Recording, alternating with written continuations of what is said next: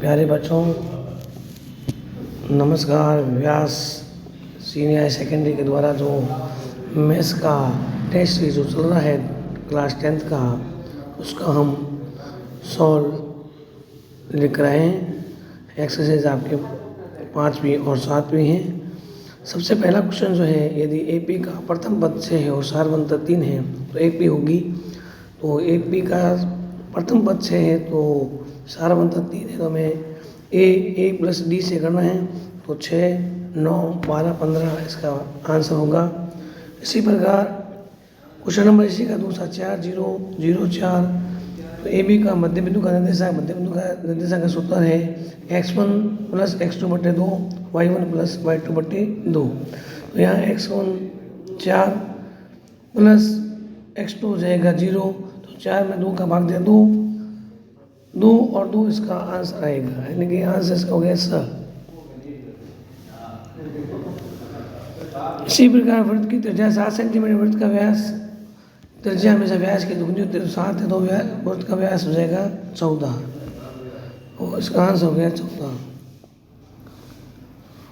2, 4, 6, 8 समान दर्जे प्रथम पद और सारवंत। प्रथम पद इसमें 2 है, सारवंत का सूत्र है D = A2 - A1। 4 में से 2 घटाएंगे तो आंसर आएगा 2। आंसर है इसका 2 और 2, यानी कि इसका आंसर हो गया पहला। बिंदु 3, 4 के मूल बिंदु 0, 0 की दूरी होगी। तो मूल बिंदु का जो सूत्र है वो x² + y² से अपन को करना है। तो 3 का स्क्वायर + 4 का स्क्वायर, 9 + 16 25, 25 का वर्गमूल 5। यहाँ समानता से D का n पद का सूत्र होगा an = a + n - 1 × D। शंकु की त्रिज्या 7, ऊंचाई 21। हमें आयतन, शंकु के आयतन का आपको सूत्र लगाना है 1/3 πr² ऐसे। दो बिंदुओं के बीच की दूरी का सूत्र आपके पास सामने दिखाई दे रहा है x2 - x1 का whole square plus y2 - y1 का होल स्क्वायर रूट रहेगा। प्रथम पद 2, सारवंत 3, AP बन जाएगी 2, 5, 8, 11। अति लघुरात्मक में आपके सामने है क्वेश्चन नंबर 3 का पहला ही सवाल।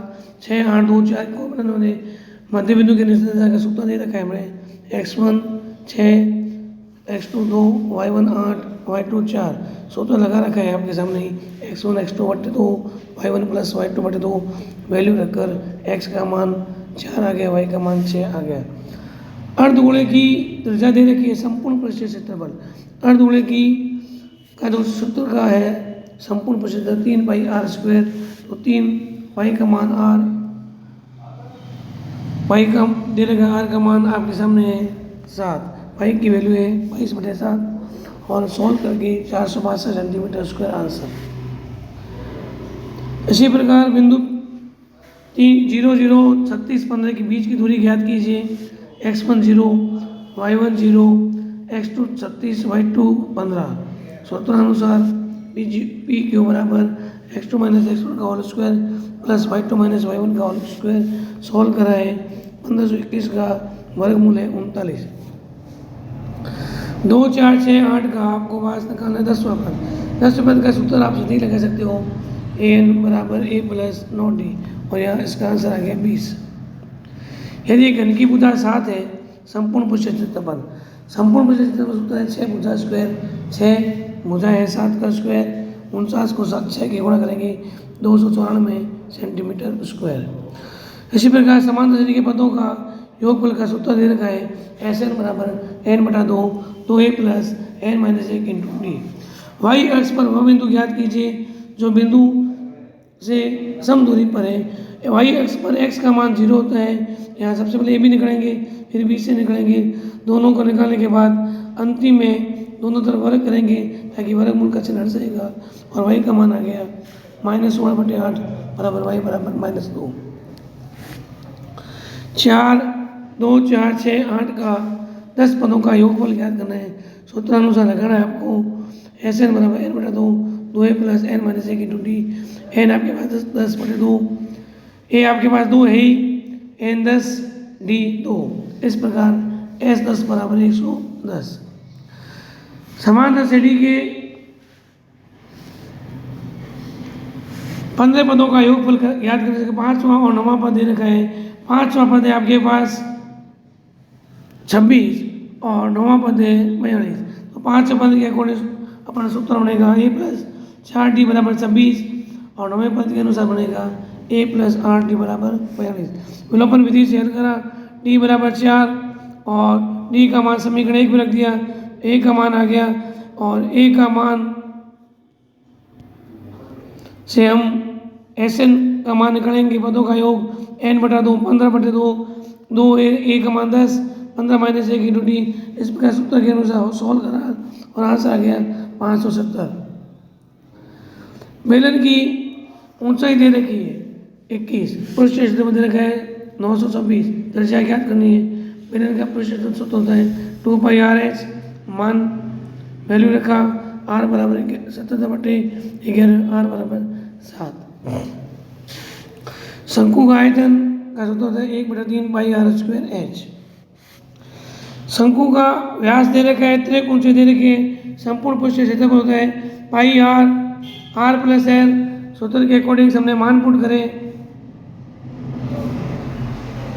और आंसर आ गया 550। यदि समान श्रेणी का दूसरा व तीसरा पद 3 व 5 है तो 20 पदों का योग। दूसरे पद को हम लिखेंगे a प्लस d बराबर 3 और a प्लस 2d बराबर 5। इस प्रकार d का मान 2 आ गया, a का मान 1 आ गया, n पदों का योग निकला, Sn का मान आ गया 400। a और b हमें दे रखा है, p के निर्देशांक याद करना है, p बराबर 3ab/7।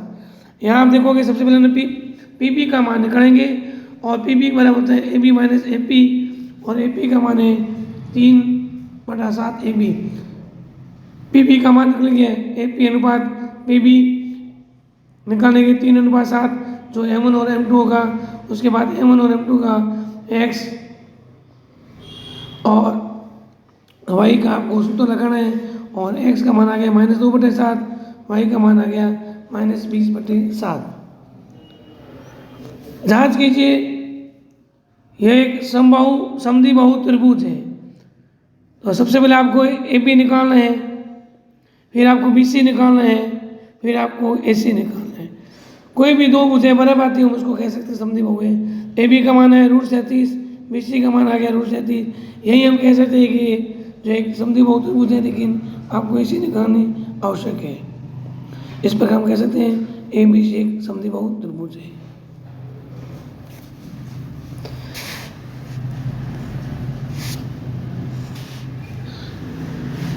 अभी जो हमने टेस्ट सीरीज शुरू करी है, इस टेस्ट सीरीज का जो सॉल्व आपके सामने था, नेक्स्ट पेपर फिर आपके सामने आएगा। हम फिर आपके सामने ही इस व्यास क्लासेस के जो यूट्यूब चैनल पर हम आपके सामने फिर हाजिर होंगे। आप हमारे इस चैनल को सब्सक्राइब करते रहें, लाइक करते रहें, शेयर करते रहें। बहुत बहुत धन्यवाद आपका।